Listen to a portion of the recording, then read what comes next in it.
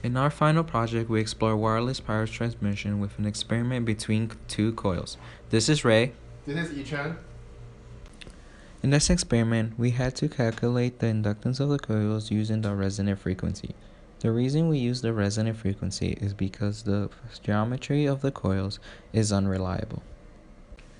We know at resonant frequency, the impedance of the coil, J omega L, and the impedance of the capacitor, 1 over J omega C, sum up to be 0.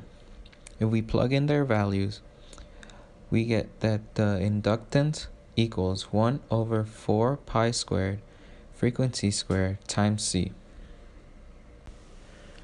The way we found the resonant frequency was by tuning the input frequency. The circuit above was used for measuring the inductance of the coils with the capacitor and coil in series. We tuned the input frequency while observing the voltage across the indicator until it displayed the desired phase difference. We know the inductance of a coil can be calculated from the physical properties of the coil. Thus, with the inductance, we can calculate the number of turns of the coils. Using the equation on the left, we are able to calculate the number of turns of each coil using the inductance.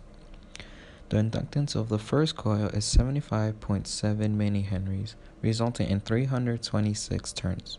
The inductance of the second coil is 16.23 millihenries, resulting in 135 turns.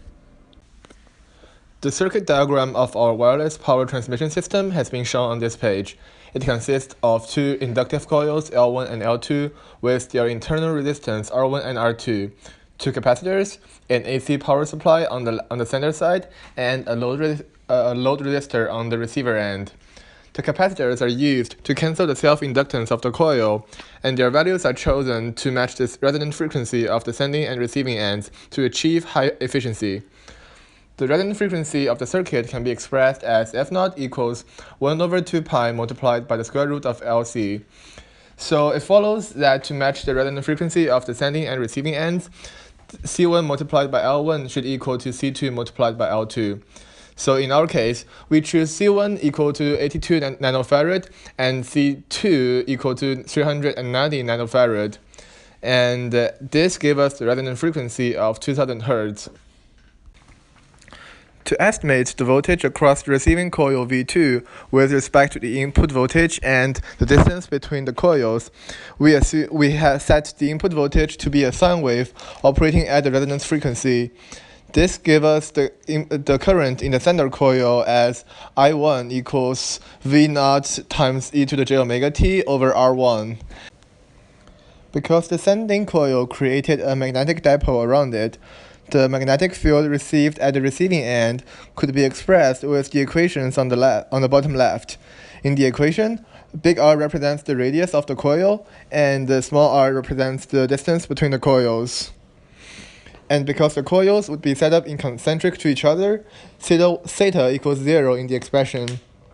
And with the current and the magnetic field of the sending coil, we can therefore express the voltage received at the receiving coil with the expression on the right. To validate our model, we ran an experiment with our coils set concentric to each other. The input voltage was a sine wave with a frequency of 2000 Hz, and the data was collected when the coils were 5 centimeters, 8, 10, 12, and 50 centimeters apart. And this is an output of our system when the coils are 5 centimeters apart. The red curve represents the input voltage, and the blue curve represents the voltage received at the receiver end. And you can see these two voltages have a difference in the magnitude and a 90 degrees change in the phase. After the experiment, we graphed the experimental data alongside with the theoretical prediction on a log-log scale. As you can see in the picture, the blue line represents our theoretical prediction curve, and the red dots are our experimental data. And you can see our data fits the prediction curve rather accurately. Through this project, we got a deeper understanding of inductive power transmission model. We became more experienced using the knowledge of electricity and magnetism to run circuit analysis. We are happy that we were able to produce an experiment that validated our theoretical model within a reasonable margin of error.